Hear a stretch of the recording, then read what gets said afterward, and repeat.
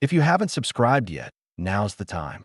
When the channel reaches 1,000 subscribers, I'll share a surprise story I've prepared especially for you.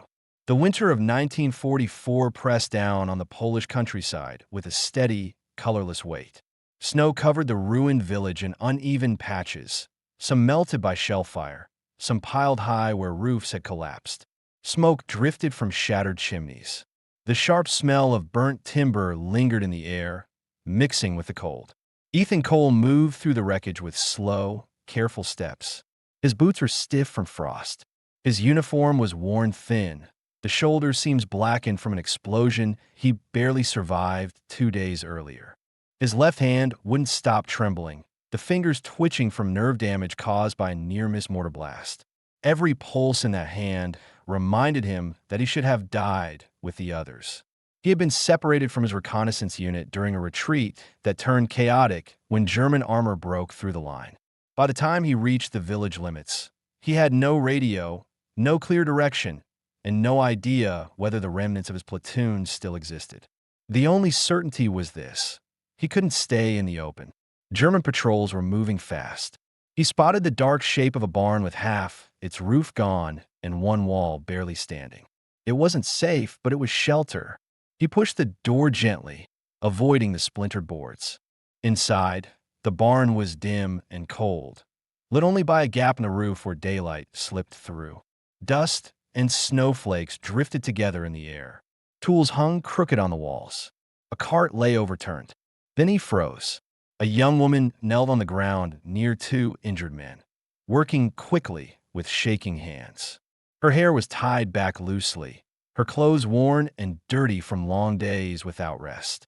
A medical satchel lay open beside her, filled with whatever supplies she had managed to save. The 2 wounded resistance fighters breathed unevenly, wrapped in torn blankets. She looked up at Ethan, startled but not panicked. Her eyes showed exhaustion, caution, and the controlled fear of someone who had seen too many dying faces. "Who are you?" she asked quietly in careful English. "Ethan Cole," he answered. "American, separated from my unit." She studied him for a moment, checking his uniform, the burn marks, the trembling hand he tried to hide. She was judging whether he was a threat. He knew she had every right. Germans sometimes disguised themselves as partisans. He kept his hands visible and calm. Her name was Zofia Lewandowska, a village medic who had joined the resistance when the occupation made civilian work impossible. She had been on evacuation duty for 3 days, helping families flee through forest paths while the remaining fighters tried to slow the German advance. Her mission was simple but brutal: keep as many people alive as she could, patch wounds with whatever existed, send the stable ones home, watch the others die quietly. She returned to wrapping a bandage around a man's ribs. Ethan stepped closer, kneeling down despite her warning glance. "I know how to close a wound," he said softly. "Let me help." Zofia hesitated just a second, but she nodded. Ethan's movements were steady despite his shaking hand. He forced it into control, focusing on the pattern of the bandage, the breathing rhythm of the injured man. His mind pushed aside the images of his fallen comrades lying in the snow days earlier. Helping these people meant staying sane. As the minutes passed, a quiet understanding settled between them. Not trust, just acceptance. She needed help. He needed a purpose until he found his unit again. Outside, the rumble of engines echoed faintly. Ethan's head snapped toward the sound instantly, his training overriding fatigue. Zofia paused too. She knew exactly what that noise meant. "Thanks," she whispered. Ethan's pulse kicked up. He went to the doorway and looked out through a gap. Far beyond the broken houses, dark shapes moved in the shifting snow. 3 of them, advancing in a line. Panzers. The resistance fighters were in no condition to stop them. The wounded behind him proved that. Ethan's inner thoughts tightened into a single, clear decision. If those tanks reach the center of the village, everyone who hasn't escaped yet will die. Zofia came up behind him silently. Her face was pale, but her voice steady. "They've already pushed through 2 nearby towns. We thought we had more time. Where's your commander?" Ethan asked. "Killed yesterday. Radio. Broken." That explained the chaos he saw earlier, Tracks in the snow, burned-out carts, broken doors, abandoned supplies. They were fighting with almost nothing left. He turned back to the barn, scanning the shelves and the floor for weapons, tools, anything useful. He saw nothing except a rusted shovel and old farming equipment. Not enough. Then he noticed something outside through the broken boards, half buried in snow near a collapsed shed. An Allied shoulder-fired anti-tank weapon, probably dropped by retreating troops.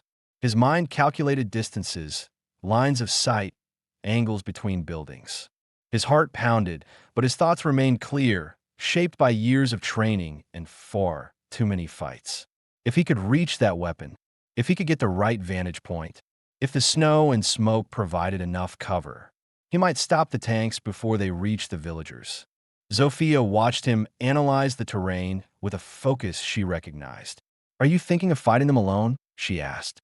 "I'm thinking we don't have any other choice." She didn't argue.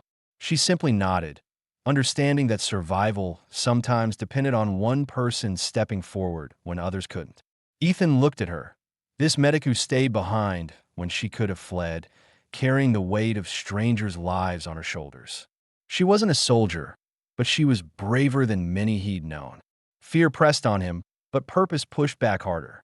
Before stepping out, he tightened his gloves, flexed his injured hand despite the pain, and drew a slow breath to steady the tremor in his chest. No grand speeches, no promises, just the cold, unavoidable reality. He was the only one here who could delay those tanks long enough to save the village. And he had 15 seconds of possible survival to do it. Ethan stepped out of the barn and into the sharp daylight with a controlled urgency, keeping low as he crossed the open snow. The distant rumble of German engines grew clearer, pressing against the cold air like a warning. He moved quickly toward the half-buried anti-tank weapon beside the collapsed shed. The weapon was frozen in place, coated with a thin layer of ice. He brushed the snow off with his sleeve, checked the firing mechanism, and confirmed it was still functional. The ammunition case was cracked but usable. It was enough for a short fight, not a prolonged one. Zofia watched from the barn doorway, tension tightening her shoulders. She didn't call after him or try to stop him. Instead, she dragged the wounded to a safer corner of the barn, preparing them for whatever might follow. She worked with efficient movements, but her eyes kept drifting back to Ethan, tracking every step as if calculating whether he would return or collapse in the snow. Two resistance fighters, both exhausted and shaken, approached Ethan. One of them, a young man with a bandaged shoulder, stood straight despite the pain. "We can help with spotting," he said quietly. Ethan studied their faces. They were scared, inexperienced, and running on the last of their strength, but their determination was clear. He didn't need soldiers.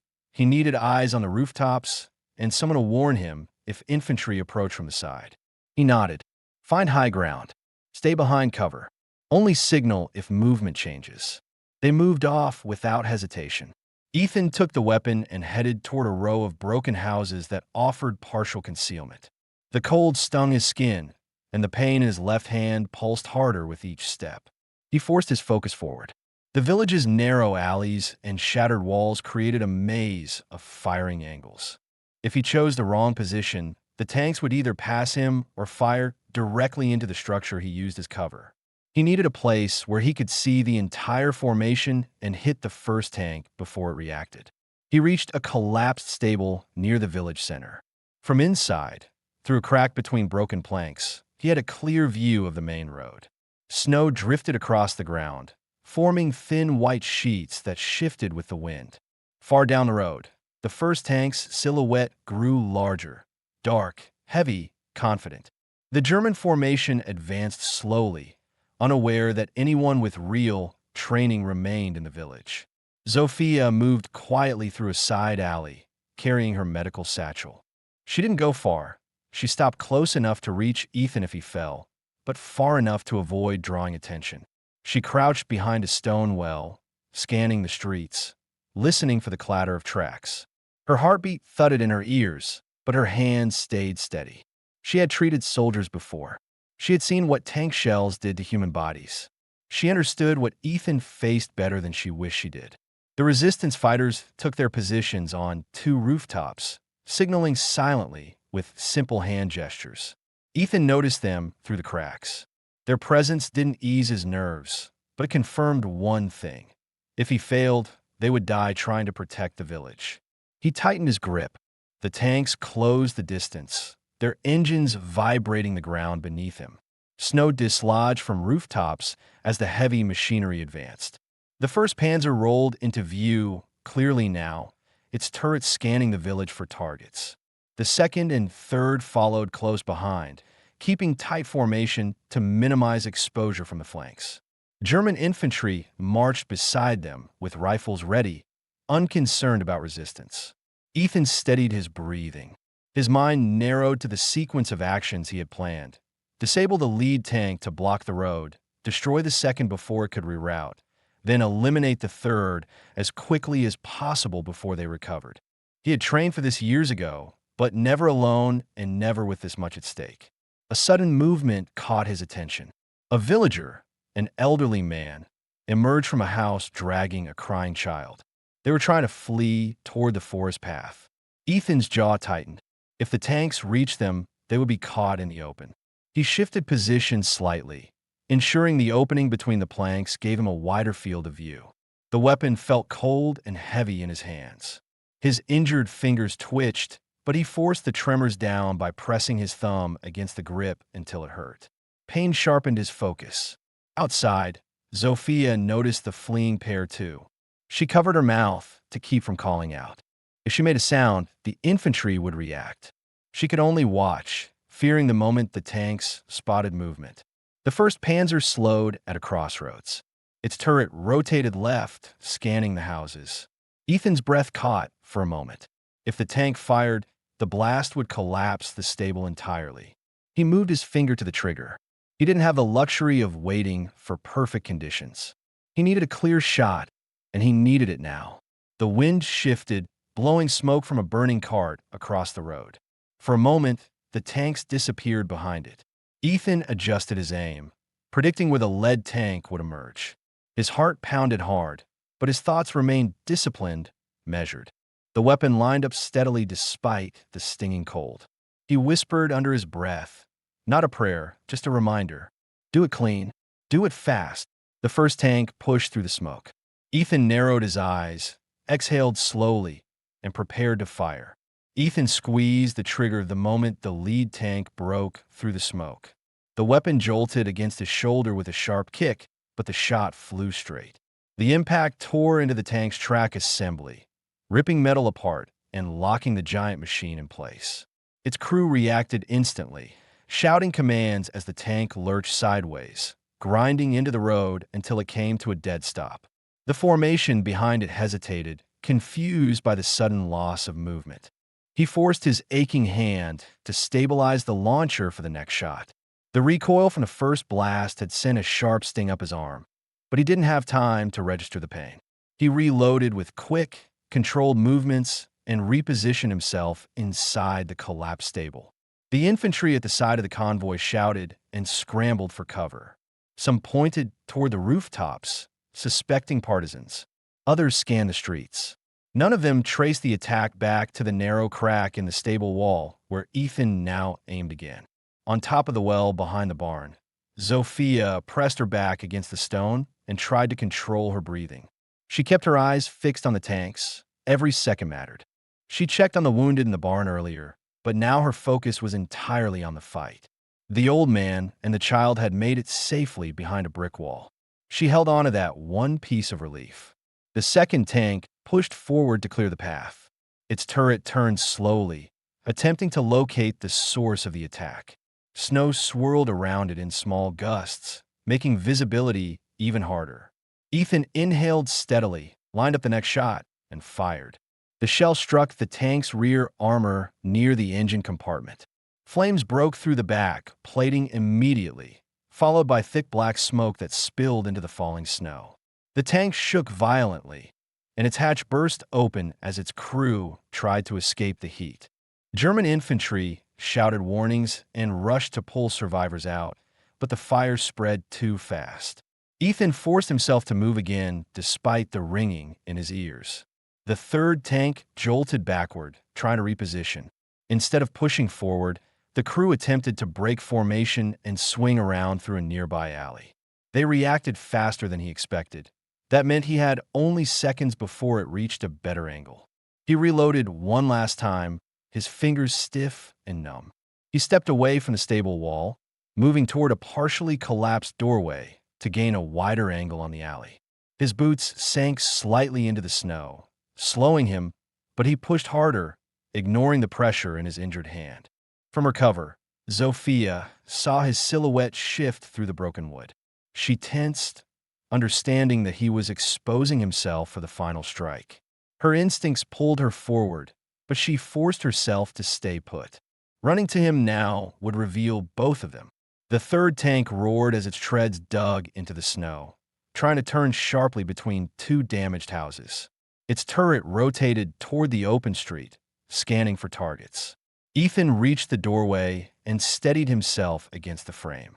He raised the weapon and sighted the tank as it prepared to fire down the alley. The timing had to be exact. If he missed or hit the wrong part of the armor, the tank would recover and level the street. He adjusted the angle a hair's breadth, locked his stance, and fired. The shot hit the ammunition compartment beneath the turret. A violent blast tore through the metal casing, sending debris into the air. The turret jolted upward as fire burst out through multiple vents. Snow around the tank melted instantly from the heat, leaving dark, wet patches on the ground. The German infantry closest to the tank fell back in alarm. The surviving soldiers abandoned the attempt to push forward and instead scattered toward the far end of the village. They shouted for reinforcements as they retreated, convinced they were facing a larger Allied unit. The village finally fell quiet except for the sound of crackling fire and the distant echo of fleeing boots. Ethan lowered the empty launcher. His arm shook uncontrollably now, and he had to lean against the doorway to keep himself standing. Each breath came rough and shallow. He listened for signs of returning infantry, but heard nothing besides the collapsing metal of the burning tanks. Zofia left her cover and moved toward him with quick, careful steps.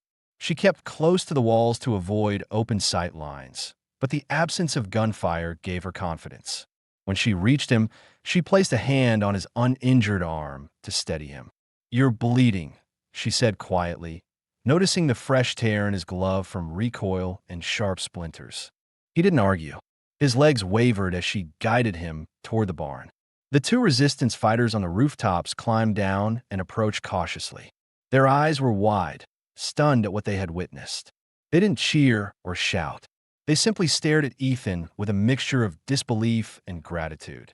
Inside the barn, Zofia prepared a space for him near the wounded.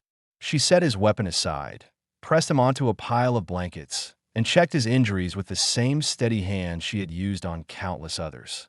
She cleaned the cut on his knuckles, checked his pulse, and ensured he hadn't fractured anything during the fight. Ethan finally allowed himself to exhale fully, letting the adrenaline drain out of him.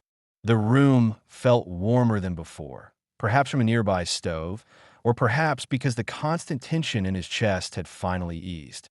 The village had held, at least for now. Civilians were still hidden in basements and behind brick walls, but they were alive. The resistance had a chance to reorganize. Zofia's patience had survived another hour. She sat beside him on the cold floor, her breath visible in the air. For a moment, neither spoke. The weight of what had just happened hung between them. Not dramatic or heroic, just real, exhausting, and necessary. Outside, the fires from the destroyed tanks flickered through the gaps in the barn wall as the wind carried the last echo of engines away from the village. The fires from the destroyed tanks burned lower as the afternoon light dimmed, leaving the village soaked in a mixture of smoke, steam, and drifting snow. Ethan rested against the barn wall, while Zofia checked the wounded again. The air inside was warmer now, warmed by bodies, blankets, and the small iron stove glowing faintly in the corner. The groans of injured fighters had eased in his steady breathing. Ethan's pulse slowed back to normal, but the exhaustion hit him with full force. Every muscle ached. His left hand throbbed sharply with each movement. He watched Zofia clean up her supplies, noticing how she kept working long after her strength should have run out. She tied her hair back again, wiped her hands with a cloth, and turned to him. "You push yourself too far," she said. "It held the line," he answered. She didn't argue, but she lowered herself beside him, feeling the tension in his posture. His face looked drawn, and the deeper lines along his forehead revealed more than fatigue. They came from weeks of fear, loss, and constant retreat. He took a drink from a canteen handed to him by one of the resistance fighters. The young man avoided eye contact at first, unsure how to approach the person who had just saved everyone's lives. After a moment, he spoke quietly. "We have a path through the woods for families. They're leaving now. You bought them time." The information settled something inside Ethan. He had wondered whether his efforts had been enough to protect the civilians he briefly saw fleeing earlier. Knowing they were moving gave him a sense of completion he hadn't felt since he lost his unit. When the fighters left to reinforce the northern road, silence returned. Zofia sat near him, rubbing her stiff fingers together as warmth slowly returned to them. She glanced at him, noticing how he kept flexing his injured hand. "Let me take a proper look," she said. He hesitated but offered his hand. The tremor had grown worse. She removed the glove carefully, revealing bruised knuckles, reddened skin, and swelling that stretched across the back of his palm. She pressed gently to check for broken bones. "This is going to stiffen up by morning." "It already feels like it has," Ethan murmured. She wrapped his hand in a clean bandage, adjusting the fabric until it sat firmly without causing more pain. As she worked, he studied her expression. She hid her fear well, but every loud sound outside made her shoulders tighten. She had spent months treating the wounded under constant threat. It had shaped her into someone who expected danger at every corner. Outside, scattered groups of villagers passed quietly through the snow, following marked paths toward the forest. Ethan watched them through a crack in the wooden wall. He recognized the old man carrying the child he had seen earlier. The pair moved slowly yet steadily, joined by others carrying bundles of clothes and blankets. Zofia followed his gaze. "They'll walk until nightfall and stay in a hidden shelter. The resistance built it last winter. Will they make it?" Ethan asked. "They will now," she replied. For the first time since arriving in the village, Ethan felt the pressure inside his chest fade. He leaned his head back against the wall, closing his eyes briefly. Zofia paused before speaking again. "When the tanks appeared, I didn't think we had a chance. I thought they would reach the center of the village." "They almost did," he said, "but they didn't." Outside, the sound of retreating German soldiers faded into the distance. There was no immediate danger, but the absence of gunfire only meant a temporary pause. The Germans would regroup. Reinforcements would come. "We can't stay here," Zofia said quietly. "The Germans will return with more troops. Anyone left will be taken or killed." Ethan opened his eyes and nodded. "What's the closest route to Allied lines?" "There's a forest trail leading north. It connects to a partisan supply route. If we follow it far enough, you should reach a reconnaissance outpost." "We?" he asked, raising an eyebrow. "I can't remain here alone," she said. "Everyone I've treated is either leaving or unable to move. I won't survive another sweep." Her voice didn't waver. She had already made up her mind. Ethan considered the route she described. His mission was unfinished. He still needed to return to Allied command with the information from his unit's last assignment. And he wasn't in any condition to travel alone. The path through the forest would require both endurance and awareness, skills she had gained from months of working with the resistance. "What about the wounded?" he asked. "Those who can walk will join the last group tonight. The rest, I've done all I can. They won't survive if the Germans return." The truth hung heavily in the cold air. Ethan pushed himself to his feet despite the stiffness spreading through his body. Zofia rose with him, grabbing her medical satchel and a small pack of supplies. He checked the street outside. The snow had quieted. The fires had dimmed. The village felt empty, stripped of everything except damaged buildings and scorched armor. The 3 destroyed tanks still smoked in the open road, their hulks dark against the pale snow. Zofia stepped beside him. If we leave now, we can reach the woods before full dark. Ethan nodded. Let's move.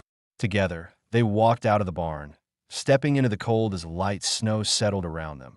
Two people with different pasts, the same danger ahead, and a single path leading away from a village that had nothing left to give. Ethan and Zofia moved through the outskirts of the village as the last light faded behind the treetops. The snow thickened, absorbing the sound of their footsteps and covering the road behind them. The smoke from the destroyed tanks drifted low across the ground, creating a dark haze that hid their departure. Neither of them spoke as they crossed the final row of houses. Silence felt safer and more natural than words. The forest waited ahead, cold, dense, and marked with narrow partisan trails. Zofia knew the terrain well. She guided them toward an opening between pines where the snow lay untouched. Ethan followed close behind, watching their path, checking for movement, and fighting off the pain in his hand that pulsed harder with every minute. His body protested each step, but he pushed himself forward. He had been wounded before. This time, the difference was that someone walked beside him who kept checking that he remained upright. After 15 minutes, the distant sounds of the village were entirely gone. The forest wrapped around them with tall trunks and uneven ground. Zofia slowed down, looking over her shoulder. We need to stay close to the left ridge, she said quietly. German patrols sometimes cross the lower paths. Ethan scanned the shadows between the trees. Branches creaked in the wind, and patches of moonlight filtered through the canopy. His mind remained alert despite the exhaustion pressing on him. The mission that had separated him from his unit still mattered, but survival came first. Reaching Allied lines would allow him to deliver information, and guiding Zofia to safety felt just as important now. They continued deeper into the woods. The snow thickened around their boots, forcing them to lift their legs higher to move. When Ethan stumbled on an exposed root, Zofia caught his arm to steady him. You're going to need to rest soon, she said softly. We can't stop yet, he replied. She didn't argue, but she checked the dark spaces around them more often. She understood that exhaustion slowed reaction time, and the forest was no place to collapse.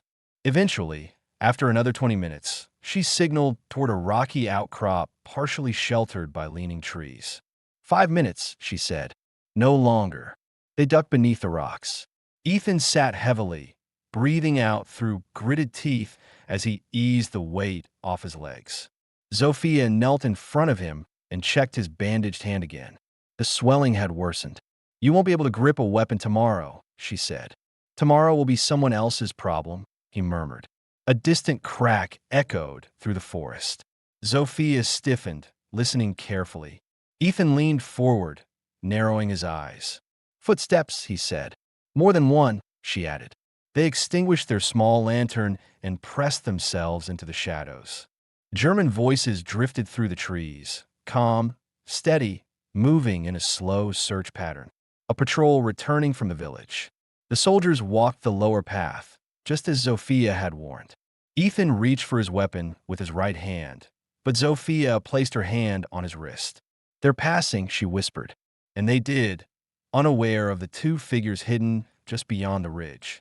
After the patrol faded into the distance, Ethan and Zofia resumed their route. The forest opened into a shallow valley where cracked stones and narrow streams intersected. Snow muffled the water's flow, leaving the scene almost entirely still. The cold pressed harder against their skin, but the path widened ahead. Zofia pointed toward a faint wooden marker tied to a tree trunk. This is the partisan route, she said. It leads to the Allied observation line. Maybe 2 hours. Ethan nodded. Relief spread through him. Not a dramatic wave, just a quiet lift of tension. For the first time, he believed they might reach help before dawn. They followed the marked trees, keeping to the higher ground. Wind rose as they climbed a small ridge. At the top, between the moving branches, Ethan spotted faint amber lights in the distance. Steady, organized, guarded. Campfires, he said. Partisans? Too controlled, he replied. Allied lines. Zofia let out a slow breath. They made the final descent carefully, avoiding the exposed slopes. A sharp whistle pierced the air when they entered the clearing. Ethan raised his hands immediately, signaling to the soldiers who emerged from behind sandbag positions. British troops lowered their rifles as soon as they recognized the American uniform and noted Zophia's medical armband. Two medics rushed forward and supported Ethan by the shoulders. His legs gave way briefly, but they caught him and guided him toward heated tent. He didn't fight it. He was out of strength. Zophia followed, gripping her satchel tightly, unsure whether she was allowed to stay. Inside the tent, warmth hit them at once. Ethan was placed on a cot while the British medic examined his injuries. "He'll need rest, but he's stable," the man said. Zophia remained near the entrance until Ethan motioned weakly for her to come closer. She stepped beside his cot, watching his eyes soften with the first genuine relief he had shown since entering the village. "You're staying here," he said quietly. "Are you sure they'll allow it?" she asked. "They'll make room." The medic overheard and nodded. "We take in civilians. She'll be safe." Zophia finally set her satchel down on the floor. Her shoulders loosened for the first time in days. Ethan lay back on the cot, letting the warmth seep into his bones. Zophia sat on the stool beside him, her hands finally still.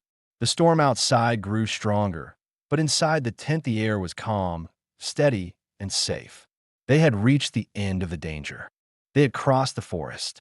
They had survived the tanks, the retreat, and the patrols. Nothing remained unresolved. Nothing followed them. When Ethan drifted into sleep, Zophia stayed beside him, watching the rise and fall of his breathing.